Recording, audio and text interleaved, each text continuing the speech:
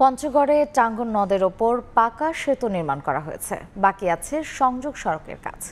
এ কারণে সেতু নির্মাণের সুবিধা ভোগ করতে পারছেন না এলাকাবাসী। শিগগিরই এ বিষয়ে ব্যবস্থা নেওয়ার দাবি স্থানীয়দের। ভূমি অধিগ্রহণ জটিলতা নিরসন করে প্রকল্পের কাজ শেষ করার আশ্বাস এলজিইডির। সোহাগ হায়দারের রিপোর্ট।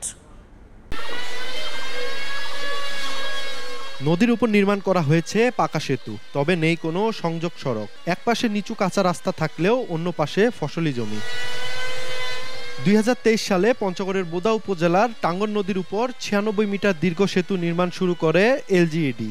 এরই মধ্যে মূল সেতুর কাজ শেষ হলেও সংযোগ সড়ক না থাকায় ব্যবহার করতে পারছে না এলাকাবাসী। তারা জানান, সেতু নির্মাণের সুবিধা তারা ভোগ করতে পারছেন না।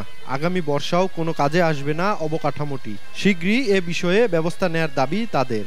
এই ব্রিজ দিয়ে আমরা এখন চলাচল করতে পারবো কি পারবো না, এটার কোনো আশা ভরসা নাই। এই বর্ষার ব্রিজ জায়গায় থাকবে, দুই পাশে পানিতে ভরাট হয়ে থাকবে, তখন এই মানুষের চলাচলের ব্যবস্থা একটু কঠিন হয়ে যাবে। রাস্তাটা যতটা দ্রুত হবে অত আমাদের স্কুলে যাওয়ার জন্য সুবিধা হবে। এদিকে ভূমি অধিগ্রহণ জটিলতাকে দুষছে এলজিইডি। শীঘ্রই সমস্যা সমাধান করে সংযোগ সড়ক নির্মাণের আশ্বাস সংশ্লিষ্ট কর্মকর্তার।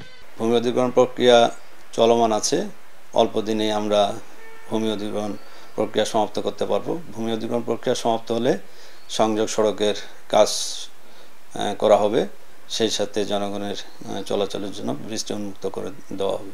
এলজিইডির তথ্য মতে সেতুটি নির্মাণে ব্যয় ধরা হয়েছে ৫,৯৮,০০,০০,০০০ টাকা।